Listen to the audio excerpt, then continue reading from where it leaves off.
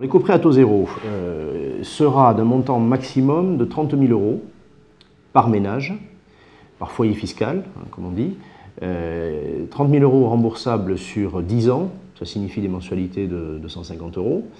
Il permettra de financer des travaux d'amélioration énergétique. Alors, il pourra s'agir de changer une chaudière, de changer des fenêtres de manière à isoler parfaitement un logement, et une série de travaux qui permettent de rendre un logement jusqu'à 4 fois plus économe qu'il ne l'est aujourd'hui, puisque l'objectif qui est visé par la France, c'est qu'en 2050, on est divisé par 4 notre consommation. Donc globalement aujourd'hui, on va faire des travaux qui vont rendre les immeubles très économes, et le prêt à taux zéro sera là pour ça. Il faut ajouter qu'il n'y a aucune condition de ressources, c'est-à-dire que tous les ménages français sont éligibles, tous les individus aussi, sont éligibles au prêt à taux zéro. Ce sont toutes les banques, sous convention avec l'État, qui vont distribuer le prêt à taux zéro écologique, comme elles distribuent le prêt à taux zéro pour l'achat des logements. C'est à votre guichet de banque que vous pouvez trouver ce produit-là. Ces travaux, qu'impliquent-ils au niveau des copropriétés? Ça passe par la mise en œuvre d'un outil très simple, grâce au syndic de copropriété, au gestionnaire, qui s'appelle le bilan énergétique simplifié, le BES. Avec probablement l'idée que les charges baissent ensuite. Il y a un gentil jeu de mots sur le nom.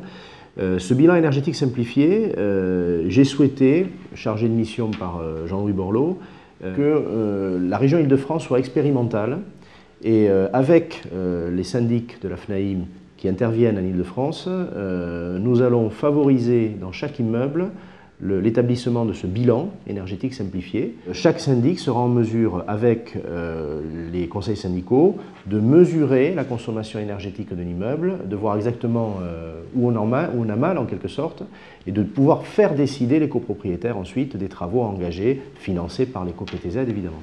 Quels sont les objectifs de l'éco-prêt? Des simulations ont été faites, en particulier par l'ADEME, ou par le ministère de l'écologie. Des ménages qui paient aujourd'hui sur un trimestre 1 200 ou 1 500 € de chauffage, si les travaux sont correctement faits, et il y aura des objectifs contrôlables, pourraient diviser par 2 ou par 3 leurs dépenses énergétiques. Donc finalement, on va voir que la vertu et le calcul se réunissent. On va faire les choses parce qu'on adhère à cet objectif de défense de l'environnement, c'est certain.